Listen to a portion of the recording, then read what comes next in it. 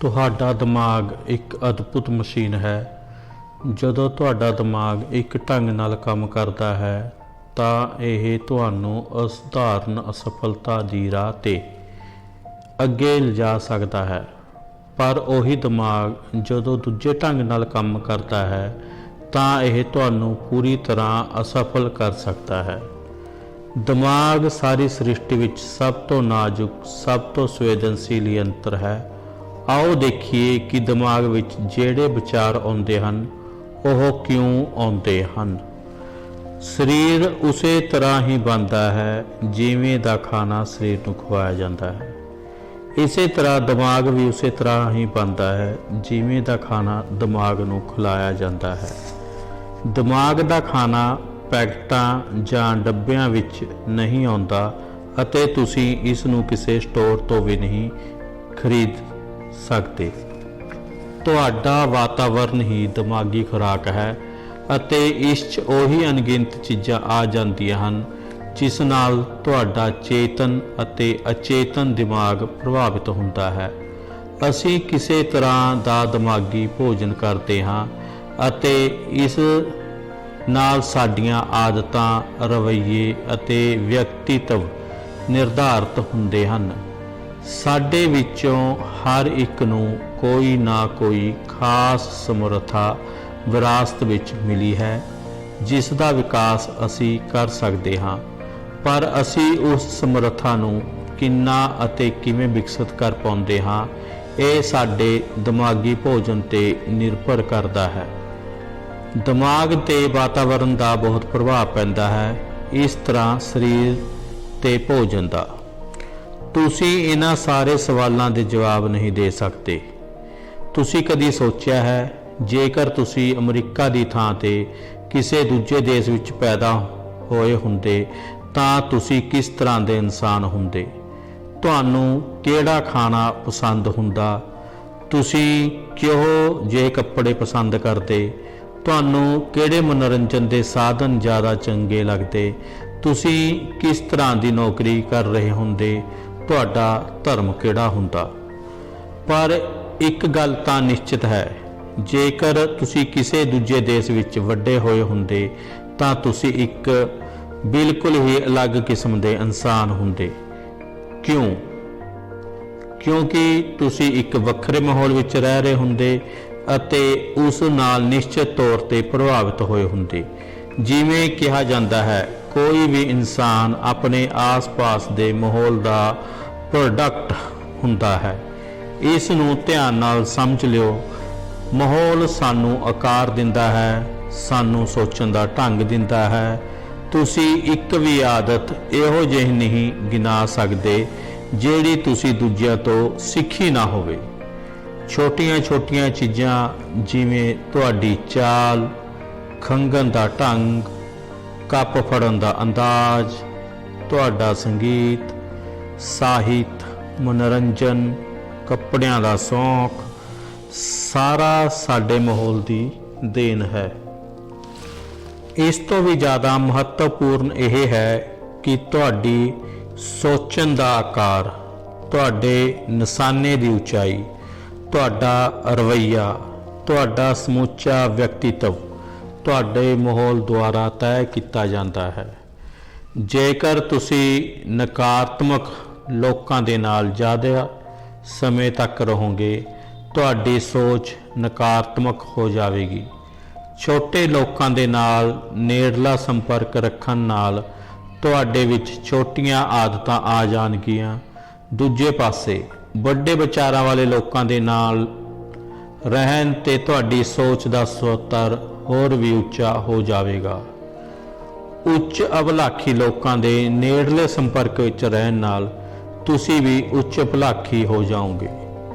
ਮਾਹਿਰ ਸਹਿਮਤ ਹਨ ਕਿ ਤੁਸੀਂ ਅੱਜ ਜਿਸ ਤਰ੍ਹਾਂ ਦੇ ਇਨਸਾਨ ਹੋ, ਅੱਜ ਤੁਹਾਡਾ ਵਿਅਕਤੀਤਵ ਜਾਂ ਉੱਚ ਅਭਿਲਾਖਾ ਜਾਂ ਸਟੇਟਸ ਕਿਹੋ ਜਿਹਾ ਵੀ ਹੈ, ਇਹ ਤੁਹਾਡੇ ਮਨੋਵਿਗਿਆਨਿਕ ਵਾਤਾਵਰਨ ਦੇ ਕਾਰਨ ਹੈ। ਤੇ ਮਾਹਿਰ ਇਹ ਵੀ ਮੰਨਦੇ ਹਨ ਕਿ ਅੱਜ ਤੁਸੀਂ 1, 5, 10 ਜਾਂ 20 ਸਾਲ ਬਾਅਦ ਕੀ ਬਣੋਗੇ। ਇਹ ਵੀ ਪੂਰੀ ਤਰ੍ਹਾਂ ਤੁਹਾਡੇ ਭਵਿੱਖ ਤੇ ਵਾਤਾਵਰਣ ਤੇ ਨਿਰਭਰ ਕਰਦਾ ਹੈ। ਤੁਸੀਂ ਮਹੀਨਿਆਂ ਤੇ ਸਾਲਾਂ ਤੱਕ ਬਦਲਦੇ ਰਹੋਗੇ। ਅਸੀਂ ਇਹਨਾਂ ਤਾਂ ਜਾਣਦੇ ਹੀ ਹਾਂ, ਪਰ ਤੁਸੀਂ ਕਿਸ ਤਰ੍ਹਾਂ ਬਦਲੋਗੇ ਇਹ ਤੁਹਾਡੇ ਭਾਵੀ ਵਾਤਾਵਰਣ ਤੇ ਨਿਰਭਰ ਕਰਦਾ ਹੈ। ਉਸ ਦਿਮਾਗੀ ਖਾਣੇ ਤੇ ਨਿਰਭਰ ਕਰਦਾ ਹੈ ਜਿਹੜਾ ਤੁਸੀਂ ਆਪਣੇ ਆਪ ਨੂੰ ਖਿਲਾਓਗੇ। ਆਓ ਦੇਖੀਏ ਕਿ ਅਸੀਂ ਸੰਤੁਸ਼ਟੀ ਅਤੇ ਖੁਸ਼ਹਾਲੀ ਦੇ ਲਈ ਆਪਣੇ ਭਾਵੀ ਵਾਤਾਵਰਣ ਨੂੰ ਕਿਸ ਤਰ੍ਹਾਂ ਮਨ ਮਾਫਿਕ ਬਣਾ ਸਕਦੇ ਹਾਂ। ਪਹਿਲਾ ਕਦਮ, ਸਫਲਤਾ ਦੇ ਵਾਸਤੇ ਆਪਣੇ ਆਪ ਨੂੰ ਢਾਲੋ। ਉੱਚ ਸਤਰ ਦੀ ਸਫਲਤਾ ਦੀ ਰਾਹ ਵਿੱਚ ਨੰਬਰ 1 ਰੁਕਾਵਟ ਇਹ ਭਾਵਨਾ ਹੈ ਕਿ ਮਹਾਨ ਸਫਲਤਾ ਸਾਡੀ ਪਹੁੰਚ ਤੋਂ ਬਾਹਰ ਹੈ। ਇਹ ਰਵੱਈਏ ਕਈ ਢੇਰ ਸਾਰੀ ਦਮਨਕਾਰੀ ਸ਼ਕਤੀਆਂ ਤੋਂ ਉਪਜਦਾ ਹੈ ਜੋ ਸਾਡੀ ਸੋਚ ਨੂੰ ਉਸ ਸਤਰ ਦਾ ਬਣਾਈ ਰੱਖਦਾ ਹੈ। ਮੰਨ ਲਿਓ ਤੁਸੀਂ ਆਪਣੇ ਔਸਤ ਦੋਸਤਾਂ ਨੂੰ ਪੂਰੀ ਗੰਭੀਰਤਾ ਨਾਲ ਇਹ ਕਿਹਾ, ਕਿਸੇ ਨਾ ਕਿਸੇ ਦਿਨ ਮੈਂ ਇਸ ਕੰਪਨੀ ਦਾ ਵਾਈਸ ਪ੍ਰੈਜ਼ੀਡੈਂਟ ਬਣ ਕੇ ਦਿਖਾਵਾਂਗਾ। ਇਹ ਸੁਣ ਕੇ ਉਹਨਾਂ ਦੀ ਕੀ ਪ੍ਰਤੀਕਿਰਿਆ ਹੋਵੇਗੀ? ਤੁਹਾਡੇ ਦੋਸਤ ਸ਼ਾਇਦ ਇਹ ਸੋਚਣਗੇ ਕਿ ਤੁਸੀਂ ਮਖੌਲ ਕਰ ਰਹੇ ਹੋ, ਤੇ ਜੇਕਰ ਉਹਨਾਂ ਨੂੰ ਯਕੀਨ ਹੋ ਜਾਵੇ ਕਿ ਤੁਸੀਂ ਗੰਭੀਰ ਹੋ ਤਾਂ ਸ਼ਾਇਦ ਇਹ ਕਹਿਣਗੇ, ਨਾਦਾਨ ਇਨਸਾਨ, ਤੁਹਾਨੂੰ ਜ਼ਿੰਦਗੀ ਵਿੱਚ ਅਜੇ ਬਹੁਤ ਕੁਝ ਸਿੱਖਣਾ ਹੈ। ਤੁਹਾਡੀ ਪਿੱਠ ਪਿੱਛੇ ਉਹ ਤਾਂ ਇੱਥੇ ਤੱਕ ਕਹਿਣਗੇ ਕਿ ਤੁਹਾਡੇ ਦਿਮਾਗ ਦੇ ਪੇਚ ਢਿੱਲੇ ਹੋ ਗਏ ਹਨ ਜਾਂ ਤੁਹਾਡਾ ਦਿਮਾਗ ਹਿੱਲ ਗਿਆ ਹੈ। ਹੁਣ ਅਸੀਂ ਇਹ ਮੰਨ ਲਈਏ ਤੁਸੀਂ ਆਪਣੀ ਕੰਪਨੀ ਦੇ ਪ੍ਰੈਜ਼ੀਡੈਂਟ ਨੂੰ ਇਹ ਗੱਲ ਇੰਨੀ ਹੀ ਗੰਭੀਰਤਾ ਨਾਲ ਕਹਿੰਦੇ ਹੋ, ਉਹਨਾਂ ਦੀ ਕੀ ਪ੍ਰਤੀਕਿਰਿਆ ਹੋਵੇਗੀ? ਚਾਹੇ ਜਿਹੜੀ ਵੀ ਹੋਵੇ, ਇੱਕ ਗੱਲ ਤਾਂ ਪੱਕੀ ਹੈ, ਉਹ ਹੱਸੇਗਾ ਨਹੀਂ। ਉਹ ਤੁਹਾਡੇ ਵੱਲ ਗੌਰ ਨਾਲ ਵੇਖੇਗਾ ਤੇ ਆਪਣੇ ਆਪ ਨੂੰ ਪੁੱਛੇਗਾ ਕਿ ਇਹ ਬੰਦਾ ਗੰਭੀਰ ਹੈ। ਪਰ ਉਹ, ਮੈਂ ਇੱਕ ਵਾਰ ਫਿਰ ਦੁਹਰਾ ਦਿਆਂ, ਹੱਸੇਗਾ ਨਹੀਂ, ਕਿਉਂਕਿ ਵੱਡੇ ਲੋਕ ਵੱਡੇ ਵਿਚਾਰਾਂ ਤੇ ਹੱਸਿਆ ਨਹੀਂ ਕਰਦੇ। ਇਹ ਮੰਨ ਲਿਓ ਤੁਸੀਂ ਔਸਤ ਲੋਕਾਂ ਨੂੰ ਇਹ ਕਹੋ ਕਿ ਤੁਹਾਡੀ ਯੋਜਨਾ 50 ਲੱਖ ਦਾ ਘਰ ਖਰੀਦਣ ਦੀ ਹੈ, ਤਾਂ ਉਹ ਤੁਹਾਡੇ ਤੇ ਹੱਸ ਸਕਦੇ ਹਨ, ਕਿਉਂਕਿ ਉਹਨਾਂ ਨੂੰ ਲੱਗੇਗਾ ਕਿ ਇਹ ਹੋ ਨਹੀਂ ਸਕਦਾ, ਅਸੰਭਵ ਹੈ।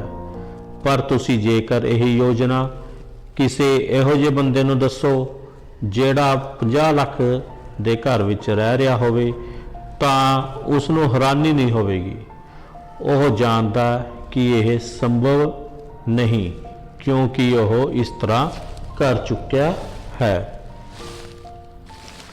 ਜਿਹੜੇ ਲੋਕ ਤੁਹਾਨੂੰ ਇਹ ਸਮਝਾਉਣ ਤੇ ਭਰੋਸਾ ਦਿਵਾਉਣ ਚਾਹੁੰਦੇ ਹਨ ਕਿ ਤੁਸੀਂ ਇਹ ਨਹੀਂ ਕਰ ਸਕਦੇ, ਤੁਹਾਨੂੰ ਉਹਨਾਂ ਲੋਕਾਂ ਦੇ ਖਿਲਾਫ ਆਪਣੀ ਸੁਰੱਖਿਆ ਦਾ ਇੰਤਜ਼ਾਮ ਕਰ ਲੈਣਾ ਚਾਹੀਦਾ ਹੈ।